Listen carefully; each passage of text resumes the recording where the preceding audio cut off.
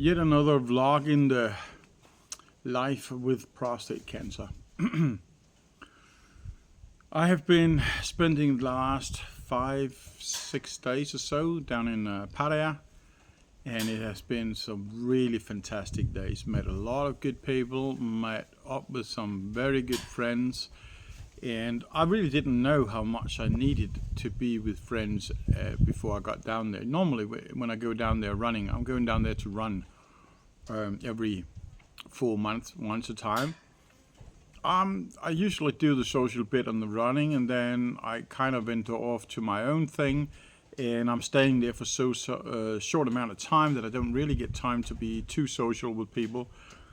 But I suppose as this is progressing, I feel like I need to share this with somebody. Now, this channel here is obviously a way for me to do it, though at the point of this video, nobody is watching. But it feels like somebody's watching. At least I get to share my thoughts. So it was a really good trip. I really liked it. It was also a good trip because for a brief moment in time, I got to do something else that has nothing to do with prostate cancer, and that was nice. I'm a little bit annoyed about it that I had so much freedom, because it also meant that I did not follow up on my protocol. So there were several days where I didn't do anything for my green tea or whatever I already brought with me as an insurance to make sure I kept the protocol, but I didn't. So that's definitely something I gotta practice a little bit more. And as I came back yesterday, I just got hit a bit by depression. I don't know, I just got overwhelmed by the fact that I have to focus on this, and that I have to fight with this, and that I cannot just live my life. And adding the fact that I suppose Pattaya is a good place for some people, but definitely not my taste. To walk through the streets, a friend of mine, he is very familiar with the area. He showed me around, or showed me and some of our other friends around to the areas he was familiar with, and we walked for like 5 or 6K that evening. And just to walk around endless lines of bars and karaoke's and whatnot, and watch all these destinies just sitting there begging customers to come in and pay some respect or beers or whatnot. It just, every time I go to a place like this, it just saddens me. It's like, oh, I wish I had the $1 billion, and I would try to help them out. But I also realize that $1 billion doesn't do it, and you cannot help them out by just handing the money to them. You have to figure out a way where they can make a living that fits their personality and provides for them, at least to a certain extent, the way they're already provided for. But I also heard that the salary some of these girls down there they get, it's so much money that I don't blame them really for doing it, and it's very difficult to find a solution to it. Anyway, I just get very thin-skinned when it comes to these kind of environments. After a while, I just want to escape it, but I never can escape it so much that I do not drag it with me back home. And then adding the fact that you read on some of these support groups that a guy, he had diagnosed with prostate cancer, and he lost the fight only 4 years later. And my last PSA got from 78 to 86, which means it's going the wrong direction. And I've started to look into the whole hormone therapy. I've set up an appointment the 12th of April to talk to a radiologist about treatment. Gotta find the money. It's just so overwhelming. It's like, gosh, life is not worth living when you got all these issues. So it really pulled me down. I tried to compensate a bit about it, so I went out running 10Ks yesterday, and it was a good run. Made a new personal best since I started measuring it, was that 8 years ago? So that was positive. But I just had a hard time this time to let go of it. Really have. So I've got this bloody amygdalin adventure, and I have not been able to find any consistent information as to what to do with it. So I've decided I'll just start tomorrow. And what I did, instead of trying to figure out what the right doses is that I went through some websites to see when it is sold as a supplement, what are the amount. And the supplement seems to be at a 500 milligrams for a tablet, which means my assumptions that a 1 gram of amygdalin powder is not too dangerous is probably spot on. I know I'll be gambling with my life here because it's converted into cyanide, as I say. But the one information I could find was that the upper limit of what deadly doses was 5 grams, and that's pretty far from that amount. So, and given that the supplements are sold as a 500 milligrams, and I'm just taking double that, I really don't think it is too bad. So I'm planning on starting that tomorrow. Then I've got 3 weeks on amygdalin, and I've got a what was that I started? I started something else just a few days before I had my last test. So I've got 2 things that will work in my favor, I hope, in terms of bringing down my PSA. So I've also been looking at the prices, and I've tried to figure out why people are using the injection, it be that Eligard or Lupron, depending on where in the world you are. Apparently it's the same thing. My doctor advised me to take something different, or suggested it. It turned out to be exact same price, but the amount that they pump in your body is just a half. I suspect that just gives you less side effects immediately in terms of rash or pain or what. I don't know. But I asked for the price, and it was 8,112 baht for a needle, 1 injection, and that is given every 3 months. Now, I've also been looking into Casodex, which is the one you take. It's a tablet you take 1 a day in a 1-month treatment. I asked the hospital how much that was, and they answered me yesterday, and that was 8,200 baht, or 8,190 baht, I actually think. So it's practically the same amount as an injection. I also realized that the monthly price for that very same thing when it was patented was 123,000 baht. Now you got to do the calculations yourself as far as dollars goes. I can't remember. I think it was $3,500 for the Casodex. But that's come down to, like I said, 8,190 baht for 3 months, which means it's drastically cheaper.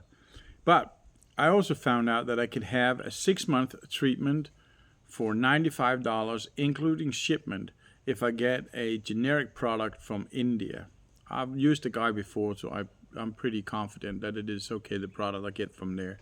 So that's very cheap. But I still have to figure out, why are people choosing the injection over a tablet? Because the one information I did able to dig out was that once you stop the treatment, you have a quicker and more complete recovery if you're using the tablets every day versus doing the injection. So I don't really see, apart from the scare of maybe missing out on it, or the hassle of having to be able to take it every day instead of just taking an injection, and then I can't really figure out why Casodex is not used, and just that.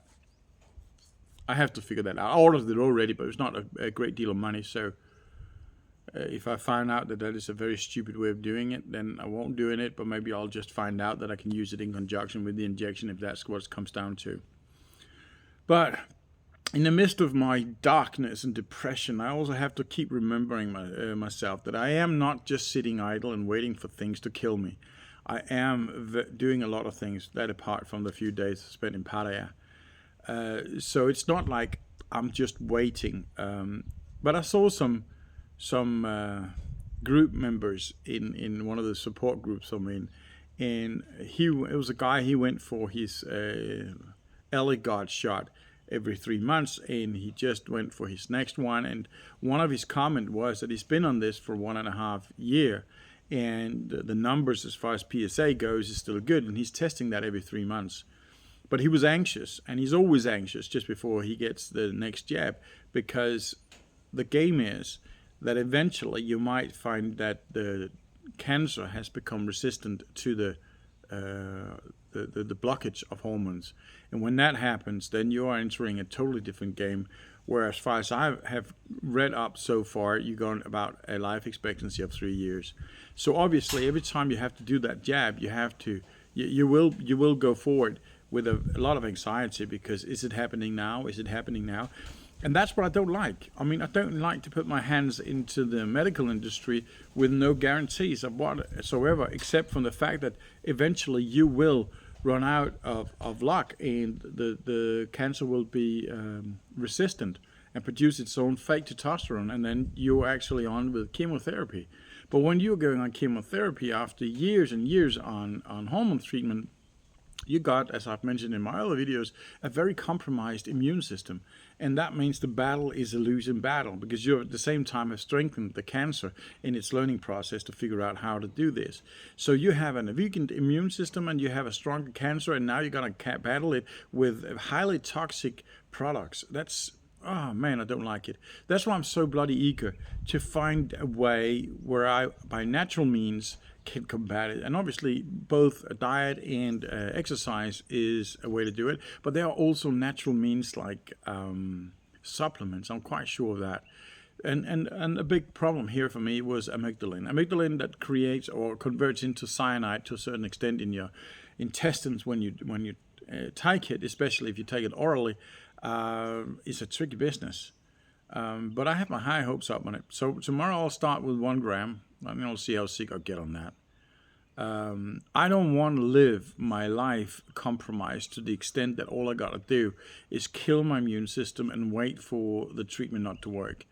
I know one of the guys in the support group, he said that he's doing it and he's living with it and he is accepting it because he's hoping that he can prolong his life long enough for the medical industry to find a cure.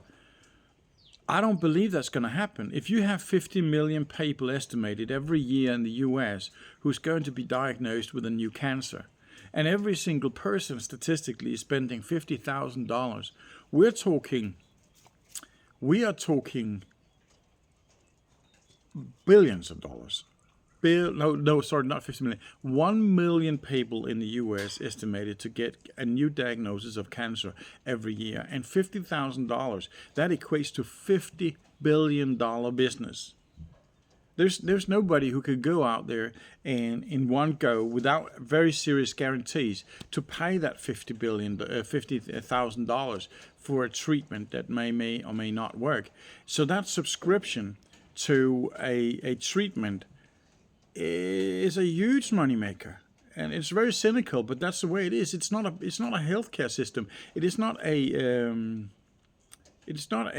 charity work. It is a business. It's a business with money. So there is absolutely zero motivation for a pharmaceutical industry to come up with a cure.